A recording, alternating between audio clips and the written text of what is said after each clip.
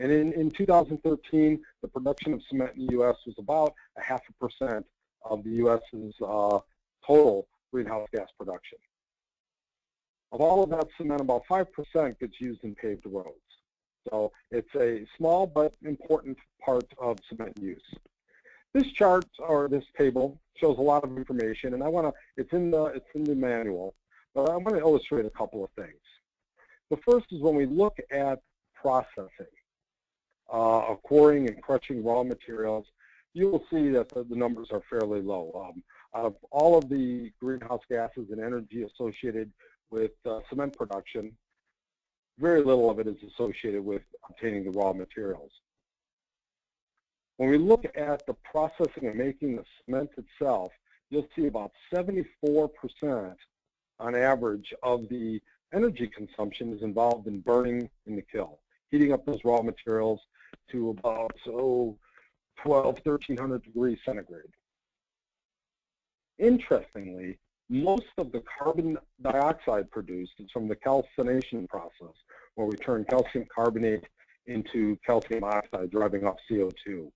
So about 46% of all of the greenhouse gases associated with cement production is in the basic reactions required.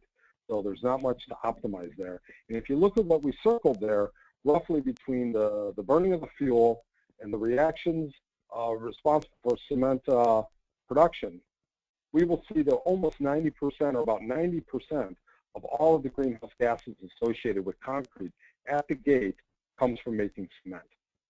So right there, we see that this wonderful material, Portland cement, when we mix it with sand and gravel, typically at the gate, we're going to have about 0.26 tons of CO2 per cubic yard of concrete.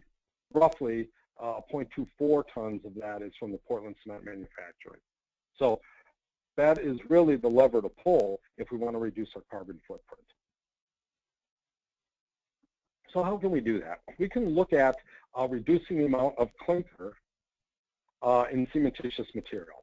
And so when we look at how much of that burnt clinker, that cement, ends up into the concrete, that's what we want to reduce. We can do this by reducing total cementitious content, somewhat context sensitive where we're located, but we can significantly reduce the amount of total cementitious that we use in our concrete mixes by optimizing aggregate gradations. We can reduce concrete needed over the life cycle by improved design, thinner structures, improved durability. So instead of 30-year life, we get 50-year life. That has a significant impact on reducing clinker over the life cycle. We can replace clinker with ground limestone and inorganic processing aids. And already in our typical type, ASTO M or C150 or AASHTO M85 Portland cement, we have 5% limestone and 5% up to 5% limestone. It's actually about 3.5% is the practical limit, and up to 5% inorganic additions. You can buy a blended cement that can have up to 15% limestone blended in, and so that's kind of more common. And then we can add supplementary cementitious materials. These include things like fly ash, slag cement, natural pozzolans. We can add these at the concrete plant, or we can purchase blended cements that already are pre-blended with these materials. The supplementary cementitious materials that we're looking at here include fly ash collected from the burning of coal, slag cement, which is made in the production of iron blast through the iron blast furnace. The iron blast furnace. So where we will burn iron ore, the iron will be taken off one direction, the slag the other way. It can be made into cement. And then natural pozzolans that were primarily produced through volcanism. Typical replacement levels, 15 to 25% for a Class F hash, 15 to 40% for Class C, 25 to 50% for slag cement. And that's for pavement applications. When we move into mass concrete, replacement levels can be as high as 85%. And there are actually cementitious products out there that are about 100% SCMs. So you can really push the amount of these supplementary cementitious materials in some cases. Now, some challenges ahead of us is if we look at fly ash utilization, for example, over many years, starting in 1986 all the way to 2012, 2013, what you'll see is when the economy took that dip in 2008, we see a fairly dramatic decrease in the amount of fly ash available. And today, we don't expect to lose much more of our fly ash sources, but we do have a lot less available today than we did even 5, 6 years ago. So that's one trend that we are keeping an eye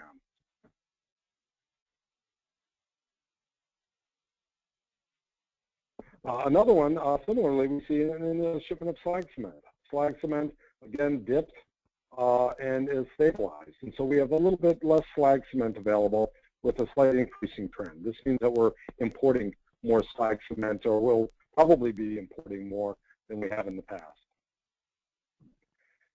When we looked at our blended cements, these are produced by cement manufacturers. These are becoming more common, and I'm seeing them more and more in specs, and that's a very good trend. They can be a type 1P, which is a pozzolanic blended cement. The X in this case would designate how much pozzolan is present. We can have a type 1S for slag cement, type 1L for a limestone cement, or a type 1T, which is a ternary blend, includes maybe 2 pozzolans, a pozzolan, a slag, a limestone, and a slag, or pozzolan.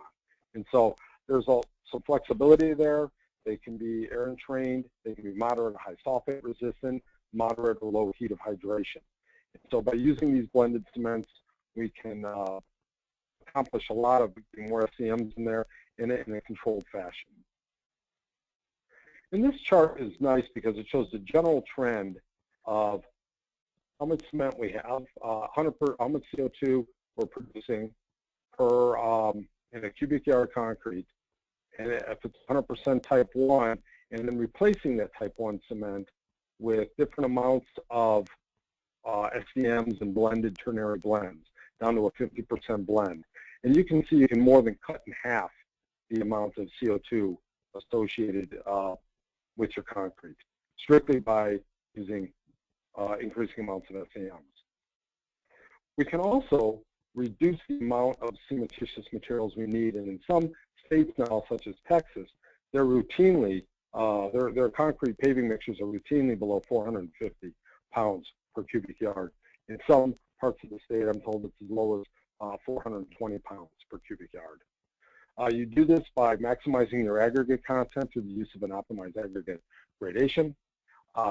You ensure volume stability of those aggregates. And then basically we want durable aggregates. And by doing so, you get more aggregate into the mix. The mixes look very stiff if they're proportioned correctly until they hit the paver, which just causes those mixes to almost basically consolidate extremely well. And then when they come out of the back of the paver, the edges stand up very straight. So these mixtures offer us a real opportunity. And so you can see in this chart, if we look at not only replacing cement with SCMs on the x-axis here, but also reducing the cementitious content, we can cut our CO2 footprint to a third of what a traditional mix might have. And so these are really important levers to pull. When we look at other elements of making concrete more sustainable, we want it durable. So if we address structural design through strength, and we get good volume stability by reducing the shrinkage, now we want our mixes to have relatively low permeability, low shrinkage, resistance to freezing and thawing, particularly in the presence of liquid-based deicers, which are somewhat problematic for us. We want to make sure that we mitigate any alkali aggregate reactivity through a good testing program. And then in some parts of the country, resistance to sulfate attack is also important. What we find is many of these things are dealt with by reducing cementitious content and also through the use of SCMs. And so you can see the very things that we're using to reduce the carbon footprint as constructed is going to give us better longevity and reduce that carbon footprint over the life cycle. So strategies, we can look at reducing energy and greenhouse gas production, our greenhouse gas emissions during cement production. The newest cement plants in the country are highly efficient, but in those plants, there's not much more that we can squeeze out of that system. We can reduce energy and greenhouse gases during concrete production, again by using modern plants, minimizing transportation, reduce water use is an important thing in the production of concrete, and then increase the use of recycled co-product and waste materials and marginal materials as aggregates, and then improve durability of concrete. And this just illustrates what's becoming very common. Instead of just wasting wash water, is actually recycling our wash water and using it back in production. And so I think, Kurt, with that, I am finished. Very good. Thank you, Tom. We appreciate that information on concrete materials. And I would also like to remind all of the participants, again, you are welcome to submit questions at any time. Again, use the chat box feature in your control screen then and send the questions to staff, and we'll be sure to collect those and address those at the end of the broadcast. We're now ready then to move to our next speaker. John Harvey is going to be talking about design considerations. John? Hi, Kurt, and everybody, can you hear me? Yes, you sound good. Okay, thanks. Okay, so we're going to take a look at some key issues for pavement design and a couple examples of things to think about. Some of the key issues for pavement design, one is surface performance. We know that smoothness affects vehicle fuel use and vehicle maintenance. It also can have an impact on the life of the pavement. The smoother the pavement, we will get a reduction in the dynamic loading from the vehicles using it. When we think about smoothness, we need to think about not just initial smoothness at the time of construction, but how we are going to maintain smoothness over the entire life cycle. The importance of smoothness increases with increased traffic, the number of vehicles using the pavement and feeling the smoothness or the roughness, and obviously therefore decreases with lower levels of traffic. Another important pavement design consideration is design life selection. In general, but not always, but in general, longer life will mean a lower life cycle cost as well as a lower life cycle environmental impact.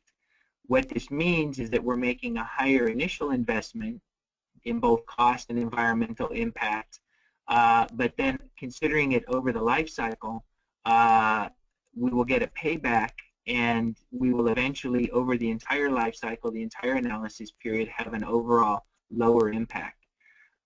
Again, these are general statements which should be generally true, but should be checked for each project. And when we think about design life selection, we should also be thinking about what are we going to do at the end of that pavement's life, and that should be one of the considerations in selecting our pavement structure. Another important consideration for pavement design is pavement type selection. Pavement type selection impacts every phase of the pavement life cycle.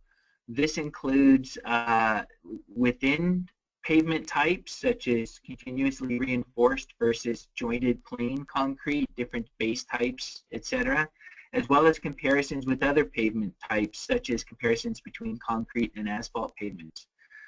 When we're looking at pavement type selection, we need to consider the relative sustainability of the different pavement types, which is going to depend on the location, the design traffic, and our available materials. We also need to think about the construction and materials selection and its interaction with pavement design, and I would point back at all of the main points that Tom Van Dam just went over in terms of the design of the materials, and then for those materials designs, their structural properties, which get considered in the structural design. When we're putting together a pavement design, we need to consider our ability to get high quality construction. We know that the majority of our problems that shorten the life of a pavement and therefore increase our cost and our environmental impact are associated with construction rather than pavement design. So our ability to build into the design the ability for the contractor to get high quality construction is a very important consideration. What can be important in certain high traffic situations are work zone traffic delays. In some cases, actually, and this seems kind of counterintuitive, a work zone may slow traffic down and increase its fuel economy. But if we have major traffic congestion, which causes cars and trucks to queue and sit and idle, then that can increase our environmental impact. What kind of construction quality requirements we specify in our pavement design, which ties back to smoothness and ties back to the material considerations and local sourcing versus higher quality materials considerations that Tom Van Dam was talking about. And again, we need to think about the end of life strategies. What are we going to do, or what does our current pavement design that we're considering have in terms of recycling strategies at the end of its life? Okay, thinking about an example of payback. In this case, this was a study that we did looking at different design lives for concrete pavement and the impact indicator of global warming potential. And one of the things I want to emphasize is that we often have examples of global warming potential. It's one of the most important things we need to consider, but there are a number of other environmental impact indicators that we need to consider when looking at sustainability of a pavement design. In this case, we have a 20-year design, which is shown by the blue line, and because this is a thinner structure, this is going to have a lower initial environmental impact in terms of global warming potential. But we can see for the 20-year design that there is earlier maintenance and rehabilitation, and each of those provides a bump in terms of the global warming potential. In this case, there's an intervention at about 28 years and another one at about 44 years and so on. And then as that 20-year design starts to deteriorate, we eventually get to another big rehab out about year 78. In comparison, a 40-year design has a high, which is shown in red, has a higher initial impact, somewhat higher, but on the other hand, the 40-year design would be expected to have much lower maintenance, and the next real rehabilitation treatment is pushed out to about year 95. So in terms of payback, what we're looking at here is the crossover point at which the global warming potential between the two alternatives is equal is at about 30 years in this case. That's our payback time. So when we're thinking about payback times, the consideration that we want to have is an earlier payback time indicates that even though we have an early higher initial impact, we're going to get that payback sooner.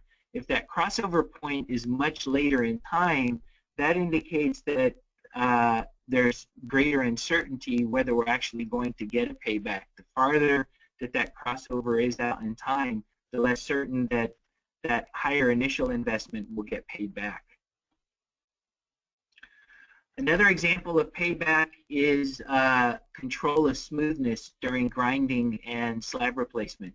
So the example here is using some performance equations for IRI, which were developed by Stubstad, Darter et al. On California pavements. And this shows the IRI performance equation.